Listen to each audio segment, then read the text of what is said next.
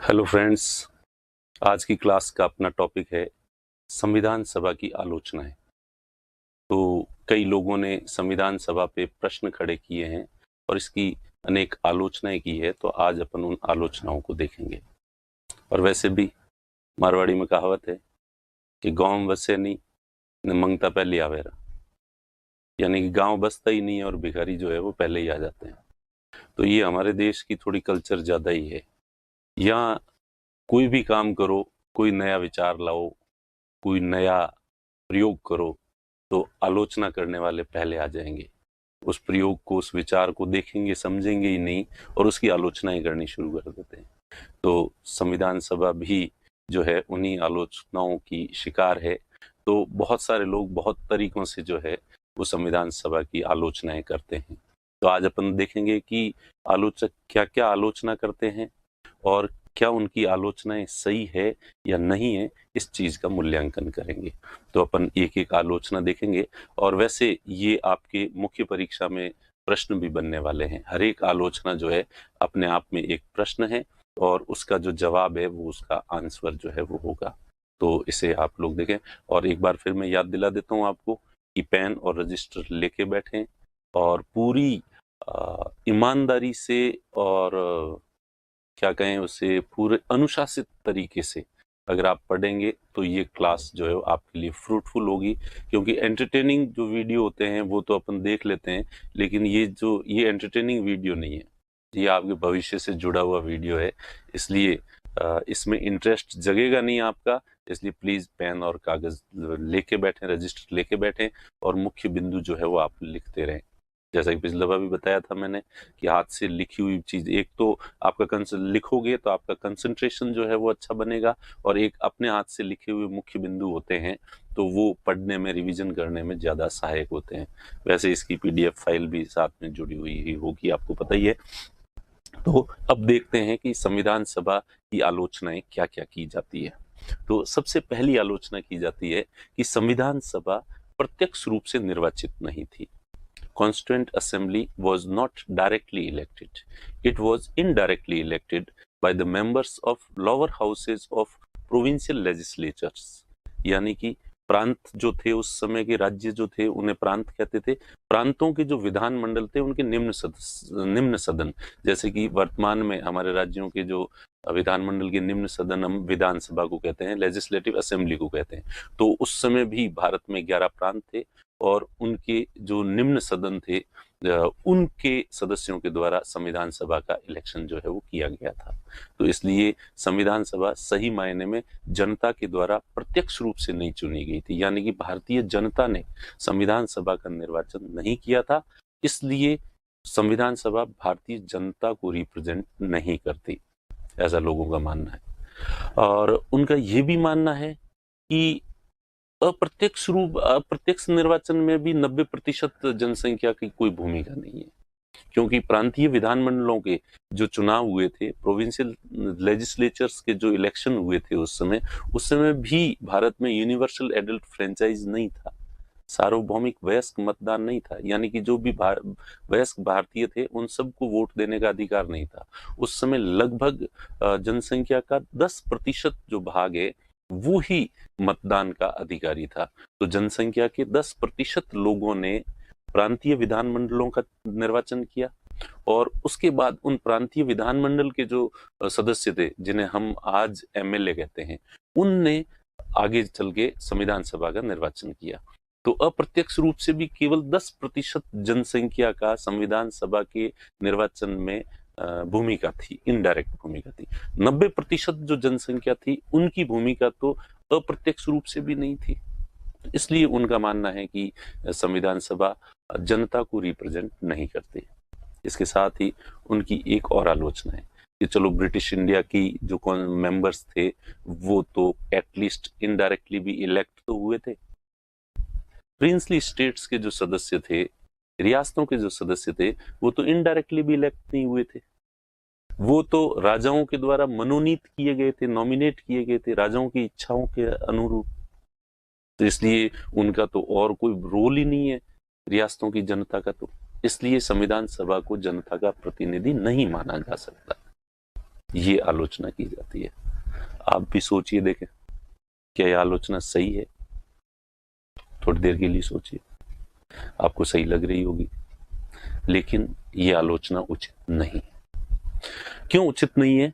कि हम वो जो समय था जिस समय संविधान सभा का निर्वाचन हुआ था 1946, उस कालखंड में जाके फिर से सोचें अगर, तो हम देखते हैं कि नेशनल मूवमेंट अपने चरम पर था, राष्ट्रीय आंदोलन चरम पर था, पॉलिटिकल अनस्टेबिलिटी थी, नेशनल मूवमेंट अपने पीक पे था और पॉलिटिकल अनस्टेबिलिटी थी, राजनीतिक अव्यवस्था थी। भारत छोड़ो आंदोलन चल ही रहा था और राजनीतिक उठापटक चल रही थी, भारत को कैसे आजादी दी जाए, कैसे आजादी नहीं दी जाए। देश में चारों तरफ सांप्रदायिक दंगे हो रहे थे, इसलिए कानून व्यवस्था भी बिगड़ी हुई थी। और फिर संसाधन देखें तो इतना बड़ा पूरी जनता वोट देके और संविधान सभा का निर्वाचन करे, इस तरह का माहौल ही नहीं था उस समय। इंफ्रास्ट्रक्चर नहीं था, इतने सारे सरकारी कर्मचारी नहीं थे, इतनी मशीनरी नहीं थी कि प्रत्यक्ष निर्वाचन किया जा सके। इसके साथ ही भारतीयों को जल्दी आजादी प्राप्त करनी थी। अगर संविधान सभा का निर्वाचन करते तो हो सकता है कि इसमें 2 साल भी लग जाते। जैसे कि हमने देखा कि संविधान लागू होने के बाद, संविधान लागू हो गया था 26 जनवरी 1950 को, लेकिन संसद के और राज्य विधानमंडलों के चुनाव हो पाए थे 1952 में। ठीक है, तो इतना समय हमारे पास था नहीं, समय भी नहीं था। फिर उस समय जनता को भी इतनी समझ नहीं थी, पर जनता में राजनीतिक जागरूकता, जो अवेयरनेस है, वो इतनी नहीं थी कि वो वास्तव में सही प्रतिनिधियों का चयन भी उस समय कर पाती। जनता में शिक्षा की कमी थी, पॉलिटिकल अवेयरनेस की थोड़ी सी कमी थी। तो इसलिए इन सब कारणों को देख के अगर हम देखें तो क्या उन परिस्थितियों में प्रत्यक्ष चुनाव आसान था? हम ये नहीं कह सकते कि असंभव था, हालांकि बहुत तकलीफें देख के हम कर सकते थे, लेकिन हम ये कहेंगे कि आसान नहीं था। और इसी वजह से जो है हमने अप्रत्यक्ष निर्वाचन के विकल्प को चुना उस समय। और इस मामले में उस समय के सभी जो लोग थे, सभी विचारक थे, सब एक मत थे। किसी ने भी इस चीज का विरोध नहीं किया था कि भाई प्रत्यक्ष चुनाव होना ही चाहिए। हालांकि कांग्रेस, पंडित जवाहरलाल नेहरू ने 1938 में कांग्रेस के प्रतिनिधि के तौर पर आधिकारिक रूप से कहा था कि संविधान सभा का जो है वो प्रत्यक्ष चुनाव होना चाहिए यूनिवर्सल एडल्ट फ्रेंचाइज के आधार पर, सार्वभौमिक वयस्क मतदान के आधार पर। लेकिन अब जब संविधान सभा के निर्वाचन की वास्तव में घड़ी आ गई, समय आ गया, तो वो भी अब उस बात को, मुद्दे को नहीं उठा रहे थे और वो भी कह रहे थे कि जैसे तैसे भी हो, जल्दी से संविधान सभा का निर्वाचन किया जाए और संविधान निर्माण की प्रक्रिया को शुरू किया जाए। तो इसलिए जो है मेरा भी यही मानना है और मेरे ख्याल से आप भी अब इस बात से सहमत होंगे कि उन स्थितियों में प्रत्यक्ष निर्वाचन आसान नहीं था, इतना मुश्किल था। इसीलिए हमारे उस समय के नेतृत्व ने इस विकल्प को जो है वो चुना, इसलिए उनकी आलोचना करना उचित नहीं है। रही बात रियासतों की कि रियासतों के सदस्यों का मनोनयन क्यों किया गया, तो आप ही बता दो। रियासतों के सदस्यों को मनोनयन नहीं करते तो क्या करते? पहला, जैसा कि देखा कि प्रत्यक्ष निर्वाचन इतना आसान नहीं था। अप्रत्यक्ष निर्वाचन किससे करवाते? क्योंकि रियासतों के अंदर जनप्रतिनिधि संस्थाएं नहीं थी। जिस तरह से ब्रिटिश इंडिया के अंदर लेजिस्लेचर्स थे, वैसे रियासतों में नहीं थी, तो इसलिए अप्रत्यक्ष निर्वाचन का भी वहां पे विकल्प नहीं था। इसलिए और फिर रियासतों को भारत से जोड़ना था, तो उस समय सबसे बड़ी चुनौती ये थी कि इनको जो है वो भारत से जोड़ा कैसे जाए, न कि इनके सदस्य किस तरह से आए। इसलिए रियासतों के शासकों को भी थोड़ा सा राजी रखना था ताकि उन्हें लगे कि वो भी भारत, स्वतंत्र जो भारत होगा उनमें उनकी कुछ भूमिका होगी। तो इसलिए ये एक स्ट्रेटेजी का पार्ट था, इसलिए रियासतों के सदस्यों को मनोनीत किया गया था। तो ये जो पहली आलोचनाएं की है, हमने उन आलोचकों को जवाब दे दिया है। तो ये जैसे कि देखिए मैंने अभी जो पॉइंट बताए हैं वही आपकी स्क्रीन पे है, और एक बार वापस आप जो है वो देख सकते हैं कि राष्ट्रीय आंदोलन उस समय अपने चरम पर था। The national movement was at its peak. राजनीतिक अस्थिरता थी, there was a political unstability, कि उस ऐसे माहौल में जो है चुनाव कराना इतना आसान नहीं था। सांप्रदायिक दंगे हो रहे थे, communal riots were taking place in the country. ठीक है, चुनाव करवाने के लिए पर्याप्त आधारभूत ढांचा और मशीनरी नहीं थी। There was no sufficient enough infrastructure and machinery to conduct the elections. ठीक है, समय का अभाव था, इतना समय भी नहीं था हमारे पास कि हम इस प्रत्यक्ष निर्वाचन को जो है बहुत ज्यादा समय दे सकें। लोगों के अंदर राजनीतिक जागरूकता वगैरह इनकी भी थोड़ी सी कमी ही थी, तो इसलिए उनसे निर्णय करवाना ही जरूरी है, ये भी इतना महत्वपूर्ण लगा नहीं। और संचार के साधनों का उस समय जो है सभी लोगों तक पहुंचना, वो भी जो है वो lack of means of the communication जो है ये एक बड़ा प्रश्न था। और नीचे वापस जो रियासतों का देशी रियासतों का प्रश्न है, तो वहां तो जैसे एक्सप्लेन किया कि वहां अप्रत्यक्ष निर्वाचन भी संभव नहीं था। तो ये थी पहली आलोचना। अब दूसरी आलोचना क्या करते हैं? दूसरी आलोचना है कि संविधान सभा एक संप्रभु संस्था नहीं थी। Constituent assembly was not sovereign body, संप्रभु नहीं थी, क्योंकि इसका गठन जो है वो कैबिनेट मिशन की रिकमेंडेशन से हुआ था। आपको पता ही है, अपन पहले पढ़ चुके हैं कि कैबिनेट मिशन ने रिकमेंडेशन दी कि इस तरीके से संविधान सभा का निर्वाचन किया जाना चाहिए। और चूंकि कैबिनेट मिशन ने विभाजन को अस्वीकार कर दिया था, तो जिसमें जो भारत बनना था उसमें वर्तमान भारत, पाकिस्तान और जो प्रिंसली स्टेट सब मिलके भारत बनना था। ठीक है, तो उस समय कैबिनेट मिशन ने एक आउटलाइन दी थी कि आप जो कॉन्स्टिट्यूशन बनाओगे उसमें मेन ये फीचर होने चाहिए, जैसे कि वो फेडरल स्ट्रक्चर का होना चाहिए, हमारा संविधान परिसंघीय ढांचा होना चाहिए, जिसमें कि केंद्र के पास बहुत कम शक्तियां हो, राज्यों के पास ही शक्तियां हो। और उसमें कहा था कि केंद्र के पास केवल 3 शक्तियां रखनी है, defence, external affairs and communication.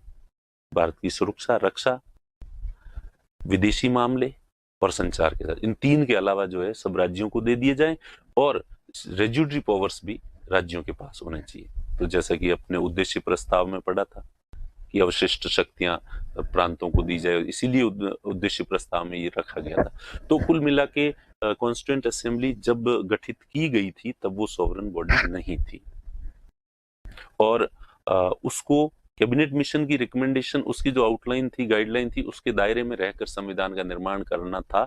इसलिए कुछ आलोचक इसकी आलोचना करते हैं कि ये एक सॉवरन बॉडी नहीं थी, और इसलिए इसका बनाया हुआ ये एक तरह से ब्रिटिशर्स के द्वारा बनाई गई संस्था थी, और उसने कानून बनाया, इसलिए ये भारतीय जनता के जो भाव हैं उनको अभिव्यक्त नहीं करती, ऐसा इनका मानना है। तो अब अपन देखें क्या ये सही है ये आलोचना? ये भी सही नहीं है। सबसे पहली बात तो अपन पहले पढ़ चुके हैं, पिछले लेक्चर में अपन ने पढ़ा था कि 15 अगस्त 1947 को कॉन्स्टिट्यूएंट असेंबली सॉवरन बॉडी बन चुकी थी। 15 अगस्त 1947 को संविधान सभा एक संप्रभु संस्था बन चुकी थी। क्लियर? और ये चीज जो है वो ब्रिटिश पार्लियामेंट ने भी क्लियरली मेंशन करती थी। इंडियन इंडिपेंडेंस एक्ट 1947, जिससे भारत को आजादी मिली थी, भारत और पाकिस्तान दोनों को।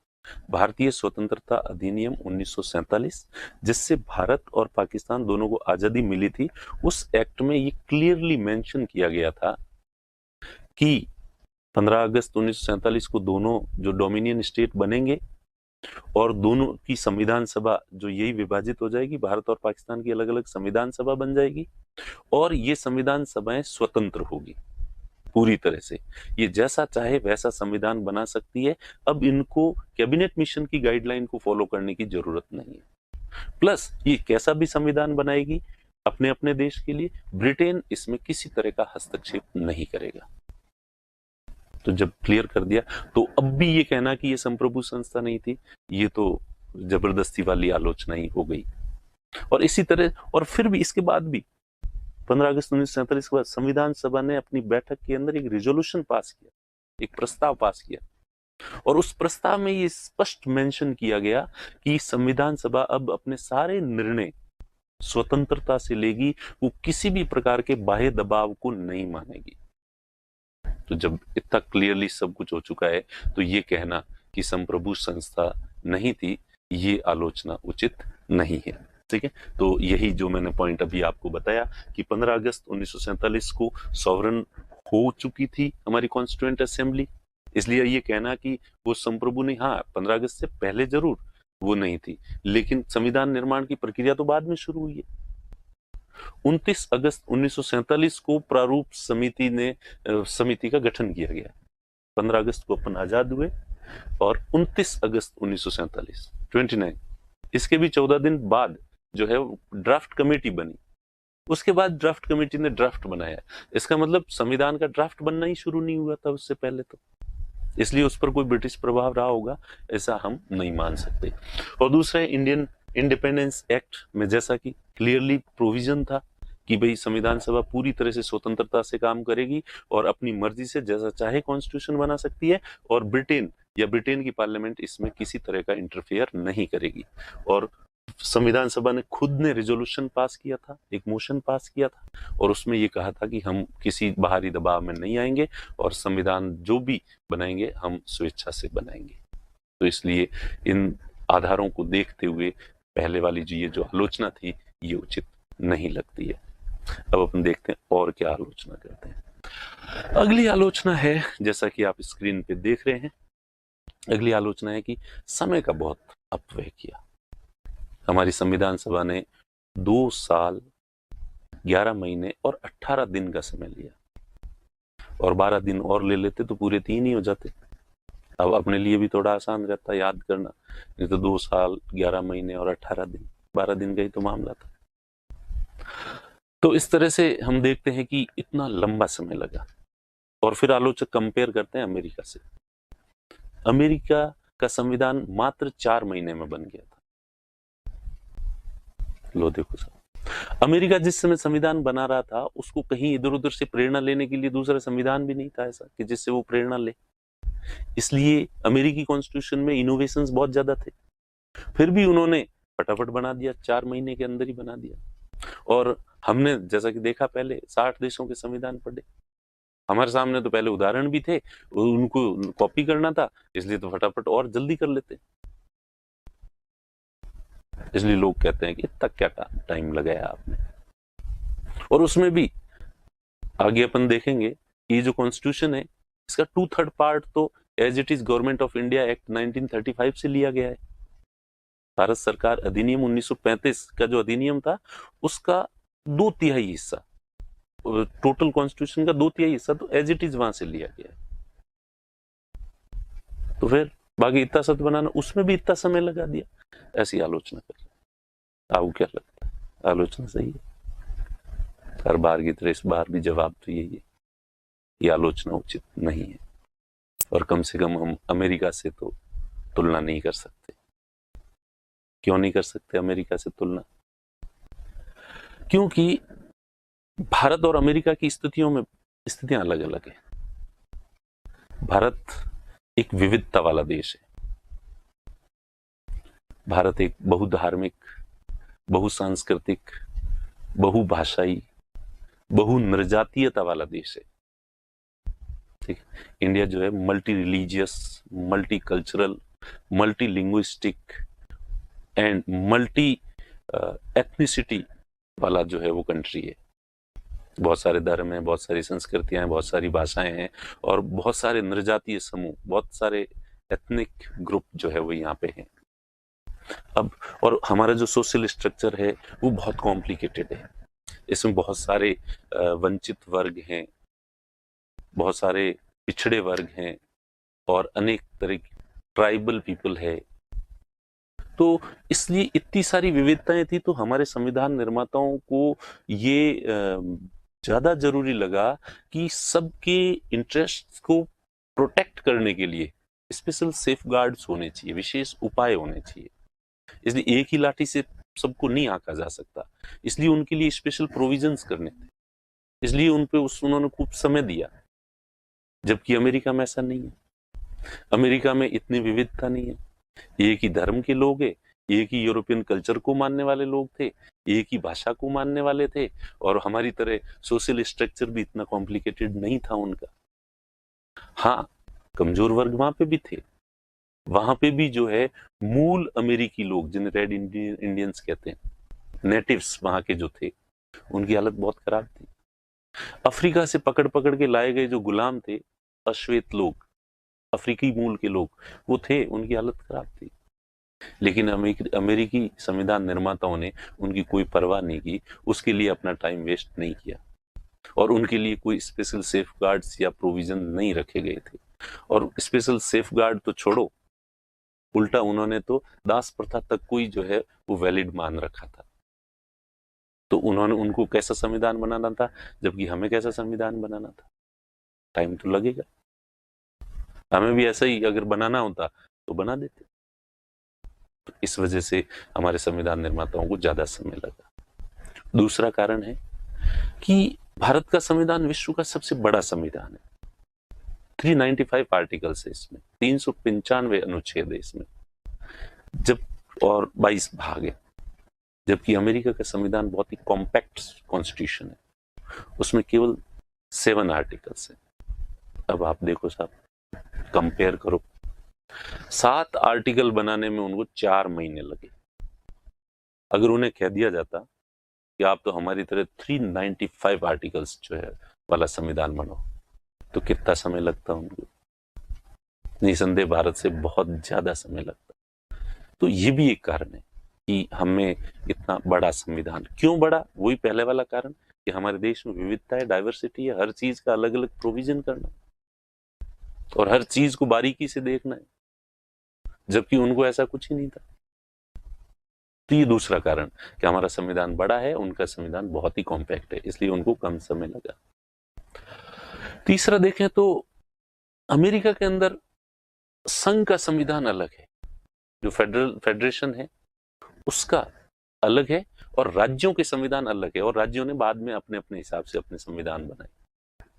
तो इसलिए उनको केवल केंद्र का संविधान बनाना था और वो उन्होंने बना लिया। जबकि हमारा जो संविधान है इसमें संघ और राज्य दोनों के संविधान इसी में शामिल है, और राज्यों के लिए किस तरह के प्रोविजन ऐसे रखने हैं कि इतनी विविधताओं वाले राज्यों में भी एक रूप जो है वो संविधान कैसे लागू किया जा सकता है। तो इस वजह से जो है हमारे संविधान निर्माताओं को ज्यादा समय लगा। तो इसे एक बार फिर से रिवाइज कर देते हैं। जैसे कि भारत में, जैसा कि मैंने कहा, कि डाइवर्सिटी ज्यादा है, विविधताएं ज्यादा है, और उन विविधताओं के कारण जो है वो लोगों के हितों का प्रोटेक्ट करने के लिए विशेष प्रोविजंस हमें करने थे, जबकि अमेरिका ने ऐसा कुछ नहीं किया। ठीक है, बड़ा संविधान, हमारे संविधान में जो है 395 आर्टिकल्स थे, जबकि अमेरिकी संविधान में केवल 7 आर्टिकल थे। और तीसरा जो है संघ व राज्य दोनों के संविधान, हमारे यहाँ पे संविधान जो है इसमें संघ और राज्य दोनों के संविधान इंक्लूड है, जबकि अमेरिका के अंदर ऐसा नहीं है, वहां केवल संघ का संविधान है, राज्यों के संविधान अलग है। तो ये कारण है जिस वजह से हमारे संविधान निर्माताओं को ज्यादा समय लगा, इसलिए हमें उनकी इस तरह की आलोचना नहीं करनी चाहिए। ठीक है, तो ये 3 आलोचनाएं हो चुकी है। अब चौथी आलोचना क्या है देखते हैं। देखिए, चौथी आलोचना है साहब कि संविधान सभा के अधिकांश सदस्य कांग्रेस के थे, कांग्रेस पार्टी के थे। जैसा कि हमने देखा कि 208 सदस्य जो है वो कांग्रेस पार्टी के थे संविधान सभा में। तो इसलिए आलोचकों का मानना है कि कांग्रेस ने अपनी विचारधारा को ही इंडियन कॉन्स्टिट्यूशन पर थोप दिया।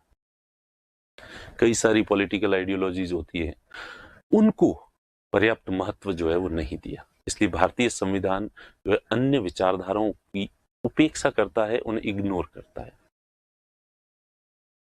Most of members in Constituent Assembly were from the Congress party. Therefore, Indian Constitution is influenced by the Congress ideology, and other political ideologies are ignored in this Constitution. ऐसा लोगों का मानना है। और आजकल जिस तरह से देश में माहौल चल रहा है, आपको ये आलोचना तो कम से कम सही लग ही रही होगी कि हाँ, कांग्रेस से ज्यादातर लोग आज सहमत नहीं है, इसलिए उनको ऐसा लगता होगा।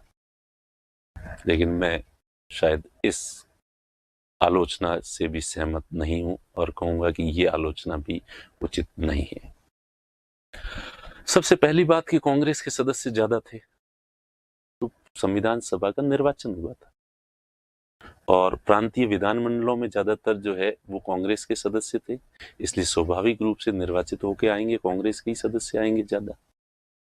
अब प्रांतीय विधानमंडलों में कांग्रेस के सदस्य ज्यादा क्यों थे?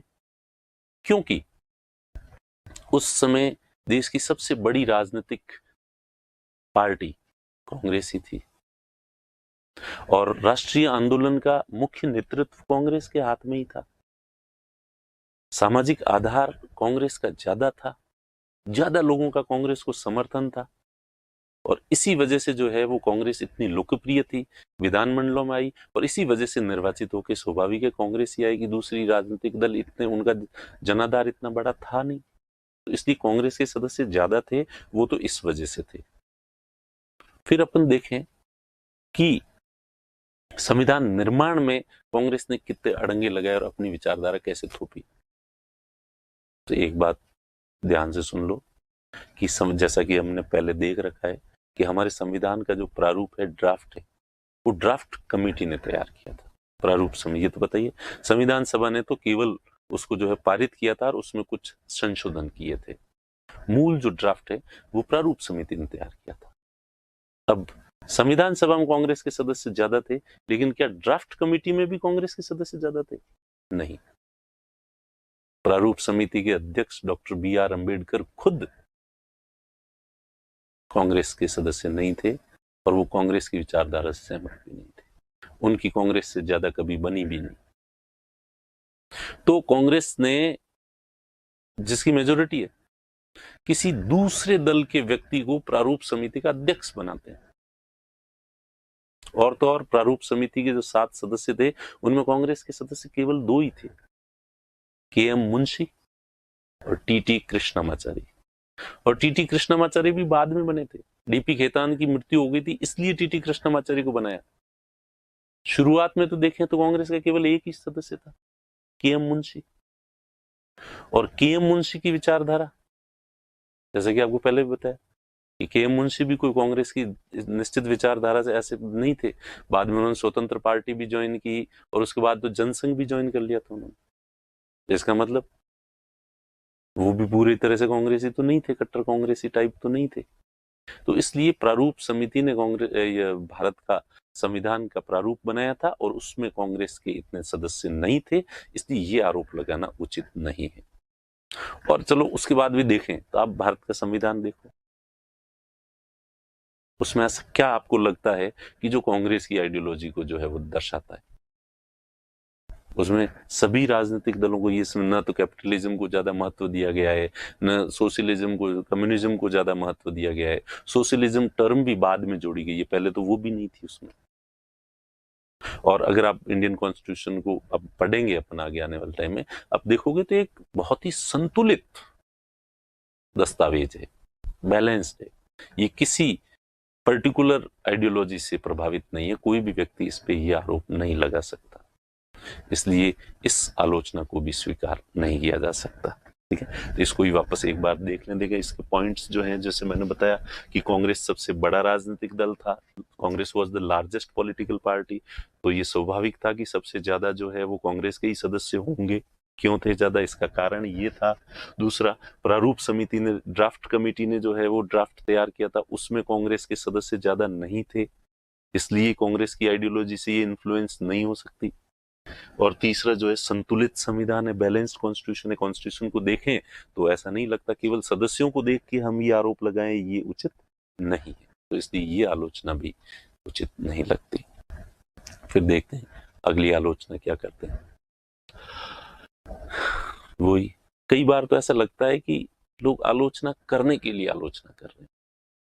ये आलोचना उन्हीं में से है कि संविधान सभा के अधिकांश सदस्य हिंदू थे, इसलिए भारत का संविधान हिंदू विचारधारा से जो है वो प्रभावित है।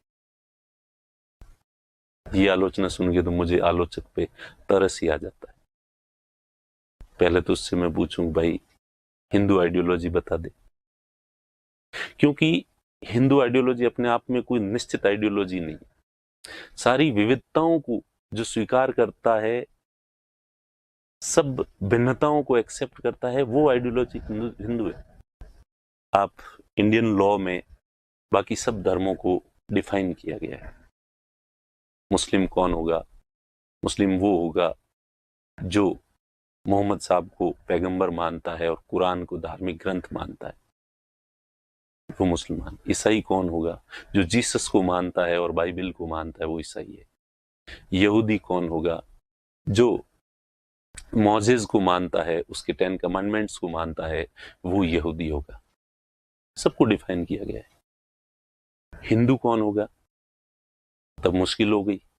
हिंदू को डिफाइन नहीं किया जा सकता कि एक ईश्वर खूब सारे हैं, देवता खूब हैं, इसलिए वो नहीं कह सकते कि उसको मानता है। कोई किसी को, कोई शंकर भगवान को मानता है, कोई विष्णु को मानता है, कोई मातृशक्ति देवी को मानता है, और कोई कुछ मानता ही नहीं है, किसी को ही नहीं मानता। ठीक, कोई एक किताब नहीं है। कोई रामायण को महत्वपूर्ण मानता है, कोई गीता को महत्वपूर्ण मानता है, कोई वेद उपनिषदों को मानता है महत्वपूर्ण, इसलिए कोई एक किताब भी नहीं कह सकते। कोई निश्चित आइडियोलॉजी नहीं है। सब विविधताओं को, यहाँ सब छूट है। आप ईश्वर को मानना है तो मानो, नहीं मानना है तो मत मानो। आप प्यार मोहब्बत ज्यादा करते हो तो आप कृष्ण को अपना आदर्श मान सकते हो। आप आलसी हो, स्नान उनान कम करते हो, शंकर भगवान को मान लो। आप थोड़े खाने पीने के बहुत ज्यादा शौकीन हो और अनफिट भी हो रहे हो, गणेश जी को अपना आदर्श मान लो। आप खड़ूस हो, अक्खड़ हो, मर्यादा पुरुषोत्तम हो, अपनी पत्नी के अलावा इधर उधर देखते भी नहीं हो। सॉरी, खड़ूस शब्द थोड़ा गलत है, वो नहीं। आप सिद्धांतों के पक्के हैं, उसूलों के पक्के हैं, तो आप जो है भगवान श्री राम को मान लो। आपको शराब पीना है, बकरा खाना है, तो माता जी और भैरव जी को मान लो। दीवार की बोतलियों की प्रसाद हिसाब ले लो। ठीक है, तो यहाँ कोई एक निश्चित विचारधारा नहीं है। तो हिंदू धर्म को आप पर्टिकुलर आइडियोलॉजी के रूप में डिफाइन नहीं कर सकते। जो सब तरीके की मान्यताओं को स्वीकार करता है वो हिंदू धर्म है। और अगर ऐसी विचारधारा से कोई संविधान प्रभावित हो भी जाए तो क्या दिक्कत है इसमें? कोई दिक्कत नहीं होनी चाहिए। तो सबसे पहली बात तो ये आलोचना उचित नहीं है, क्योंकि अब सबसे पहला तो ये कि सर्वाधिक सदस्य हिंदू धर्म से थे, तो स्वाभाविक है अमेरिका की संविधान सभा में ज्यादातर सदस्य ईसाई ही होंगे। ज्यादातर क्या, मेरे ख्याल से सभी सदस्य ईसाई थे। जर्मनी या फ्रांस में संविधान सभा बनेगी तो उसके ज्यादातर सदस्य ईसाई होंगे। तो भारत में भी हिंदू बहुसंख्यक हैं, हिंदुओं की संख्या ज्यादा है, तो हिंदू ही ज्यादा होंगे। तो पहला कारण ये। फिर भी संविधान सभा का निर्वाचन जो है वो प्रोपोर्शनल रिप्रेजेंटेटिव सिस्टम के तहत किया गया था, आनुपातिक प्रतिनिधित्व पद्धति के तहत किया गया था।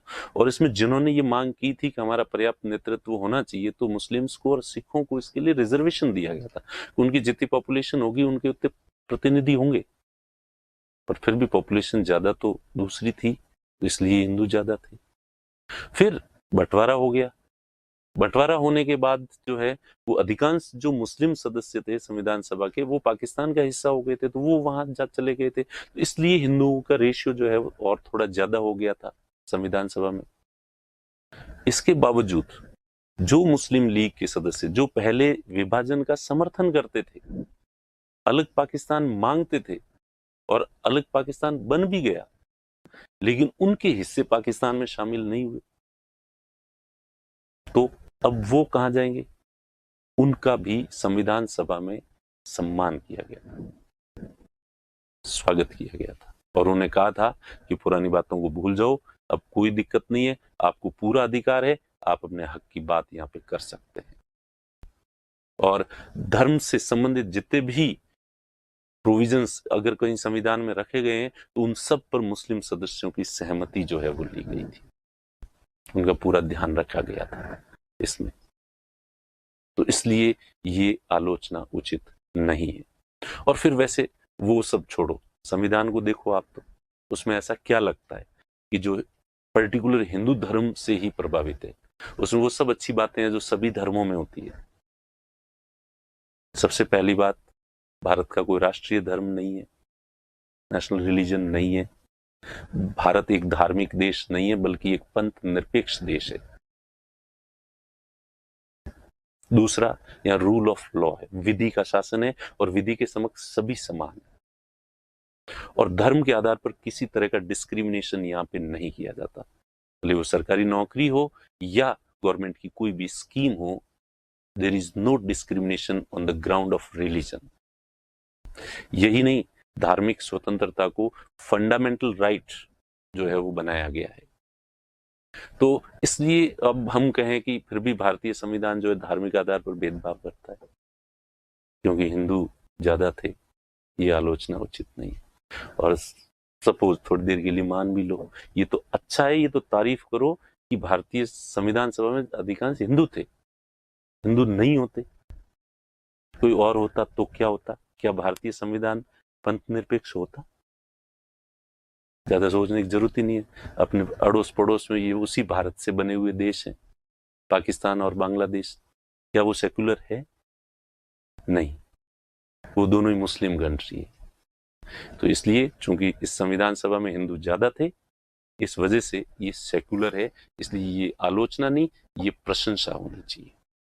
ठीक, तो अब इसका रिवीजन देख लो। देखें आप, एक तो सबसे पहला तो संविधान सभा का निर्वाचन जो है आनुपातिक प्रतिनिधित्व पद्धति प्रोपोर्शनल रिप्रेजेंटेटिव सिस्टम से किया गया था, और चूंकि हिंदू बहुसंख्यक थे इसलिए स्वाभाविक था कि वो ज्यादा होंगे। और फिर देखें तो हमारे कॉन्स्टिट्यूशन पर धार्मिक प्रभाव नहीं है, कोई किसी एक धर्म से प्रभावित नहीं है। पंथ सेकुलर कंट्री है, सेकुलर कॉन्स्टिट्यूशन है, या रूल ऑफ लॉ है, विधि के समक्ष सभी लोग समान है। विधि धर्म के आधार पर कोई भेदभाव नहीं करता। हमारा यहाँ किसी कानून में जो है भेदभाव नहीं किया जाता है, धर्म के आधार पर भेदभाव नहीं किया जाता, और धर्म को मूल अधिकार जो है वो बनाया गया है, फंडामेंटल राइट जो है वो बनाया गया है। इसलिए यह आलोचना भी उचित नहीं है। फिर देखते हैं अगली आलोचना क्या होती है। अगली आलोचना है कि अधिकांश सदस्य राजनेता और वकील थे संविधान सभा के। तो राजनेताओं और वकीलों ने सभी वर्गों का प्रतिनिधित्व नहीं दिया उन्होंने, इसलिए कई वर्गों को इसमें प्रतिनिधित्व मिला ही नहीं। और स्पेशली वकीलों की वजह से संविधान की भाषा को इतना कानूनी बना दिया, इतना क्लिष्ट बना दिया कि एक आम आदमी जो है वो इस संविधान को उठा के समझ भी नहीं सकता, और वो डिपेंड हो जाता है। जैसे पुनर्जागरण से पहले बाइबल का मतलब समझने के लिए ईसाई लोग चर्च पर डिपेंड होते थे, वैसे वैसे तुम लोग जो है संविधान को समझने के लिए हमारे जैसे कोचिंग संस्थाओं पर डिपेंड हो गए हो। खुद उठा के पढ़ने की कोशिश करोगे तो 2 पन्ने ही पलट नहीं पाओगे, और इसलिए तुम लोग कोचिंग करते हो कि सर समझा दो। इसलिए एक तरीके से हम कोचिंग वालों को तो इनको थैंक यू बोलना चाहिए। थैंक यू एडवोकेट्स, वकीलों, तुमने इतना टिपिकल बनाया, इसलिए हमारा ये काम जो है वो चल रहा है और लोग हमसे पढ़ने आ रहे हैं। ठीक है, चलो गया, तो ये तो मजाक थी। अब अपन देखें कि क्या ये आलोचना उचित है या नहीं है। तो ये कहोगे सर इसका खंडन कैसे करोगे? ऑब्वियस ही बात है, राजनेता और वकील थे, बिल्कुल थे, लेकिन आलोचना गलत है। मुझे कोई एक ऐसा देश बताओ जिसका संविधान राजनेताओं और वकीलों ने नहीं बनाया हो। अधिकांश देशों के संविधान राजनेता और वकील ही बनाते, क्योंकि वही संविधान के जानकार होते हैं, विशेषज्ञ होते हैं। जो संविधान का विशेषज्ञ होगा वही तो संविधान बनाएगा। संवैधानिक सलाहकार BN राव को क्यों नियुक्त किया था? क्योंकि वो संवैधानिक मामलों के जानकार थे। तो इसलिए दुनिया के लगभग सभी देशों में, लगभग कह रहा हूं मैं, ऐसा नहीं कह रहा हूं, हो सकता है कुछ देशों में किसी बेवकूफ ने भी बना दिया हो, लेकिन लगभग सभी देशों में जो है वो राजनेताओं और वकीलों ने बनाया। तो इसलिए हमारे यहाँ पे भी उन्होंने बनाया। दूसरी बात, अब राजनेता से आप क्या समझते हो? सभी वर्ग क्या होता है? राजनेता अपने आप में कोई अलग वर्ग थोड़ा ही है। राजनेता तो समाज के जो अलग अलग वर्ग हैं उन सब के प्रतिनिधि होते हैं। आज आपको हमारे देश में मिल जाएंगे, मुस्लिम्स का प्रतिनिधित्व करने वाले मिल जाएंगे, दलितों का प्रतिनिधित्व करने वाले मिल जाएंगे, किसानों का प्रतिनिधित्व करने वाले नेता मिल जाएंगे कि शुरू में किसानों का प्रतिनिधित्व करते हैं, फिर वो आगे पॉलिटिक्स में आगे आके संसद में बैठते हैं। मजदूरों के हितों का नेतृत्व करने वाले लोग मिल जाएंगे।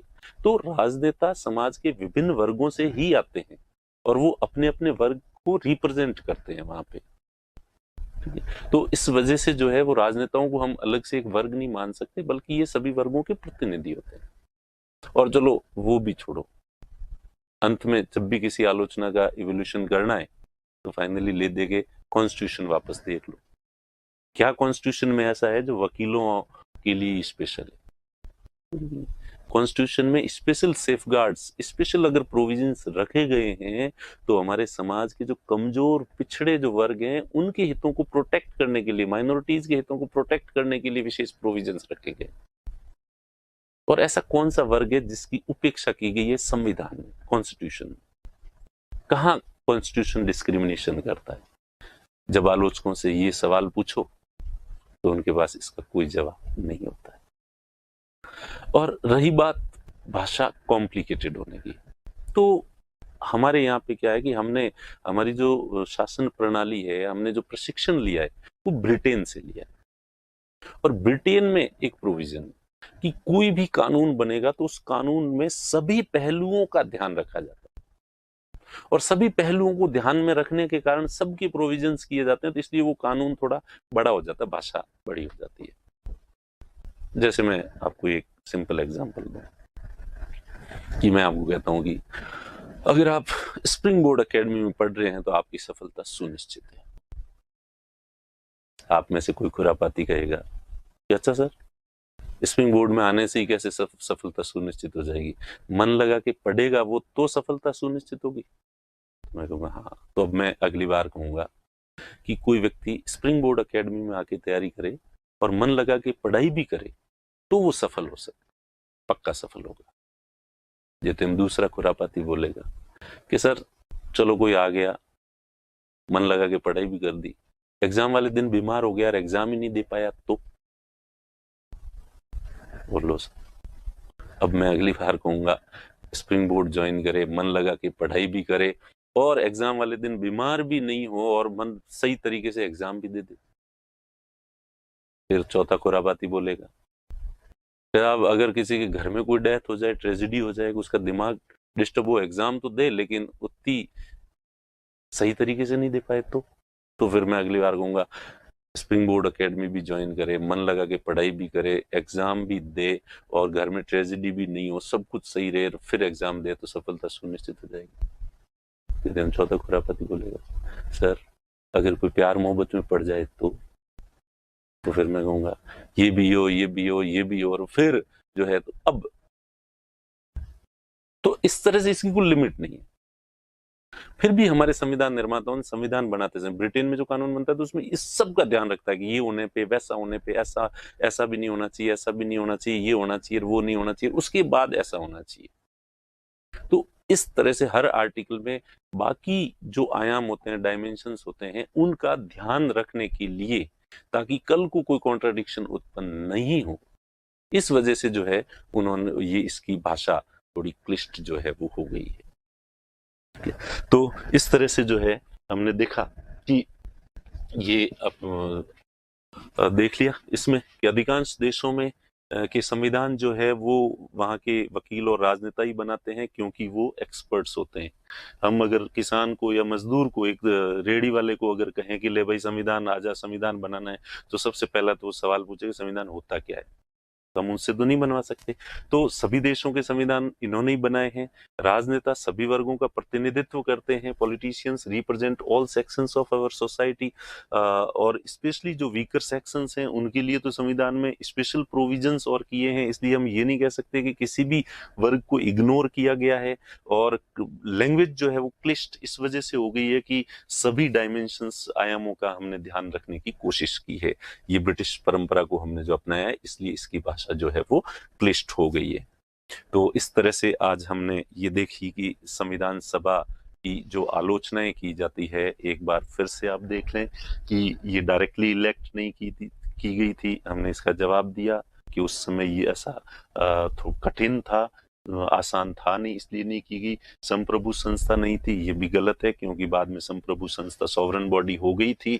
समय का अपव्यय किया, हमने बताया, कारण बताया कि किस कारण से ज्यादा समय लगा। अधिकांश सदस्य कांग्रेस के थे तो इसका भी हमने जवाब दिया, और अधिकांश सदस्य हिंदू थे इसका भी हमने जवाब दिया, और अधिकांश सदस्य राजनेता और वकील थे इसका भी हमने जवाब दिया। तो इस तरह से ये संविधान की आलोचना। अब आपके जो एग्जाम है उसमें सीधा सीधा हर एक जो आलोचना है ये अपने आप में एक बड़ा प्रश्न जो है वो बनती है। बनता है। सीधा सीधा ये कोटेशन लिखा होगा और इसका जो जवाब है वो पूरा एक आंसर होगा। तो इस तरह से ये 6 क्वेश्चंस हैं मेंस के हिसाब से, और वो भी 100 नंबर का सबसे जो बड़ा क्वेश्चन है वो बनेगा इनसे, और सीधे ये सारे प्रश्न हैं सीधे सीधे एक आलोचना जो है। और हो सकता है कि सबको एक कंबाइंड के रूप में पूछ ले, तो अगर सबको कंबाइंड पूछते हैं तो आपको जवाब देना थोड़ा मुश्किल होगा, क्योंकि इतने लंबे चौड़े जो ये डिस्क्रिप्शन है उसको कॉम्पैक्ट करना थोड़ा मुश्किल होगा। ठीक है, तो उम्मीद है कि आपको ये जो क्लास है वो पसंद आएगी, और फिर मिलते हैं अगले उसमें। और वो होमवर्क वाला जो पिछले चैप्टर में दिया था, मुझे अब भी पता है कि आप में से कई लोगों ने वो होमवर्क नहीं किया होगा, इसलिए मैंने पहले उसका वीडियो नहीं बनाया। मैं चाहता हूं कि आप एक बार प्रयास करें और लिखने की कोशिश करें। क्वेश्चन याद है, कुछ महानुभावों को प्रश्न भी याद नहीं है। तो क्वेश्चन था कि क्या भारत को कॉमनवेल्थ का मेंबर रहना चाहिए या नहीं रहना चाहिए। इसके पक्ष और विपक्ष में जो है वो क्या तर्क हैं, वो आपको इधर उधर से ढूंढ के गूगल से सर्च करके, और अब आपको आंसर जो है वो लिखना है। उसके बाद मैं उसको एक्सप्लेन करूंगा अगले वीडियो में। Okay, thank you.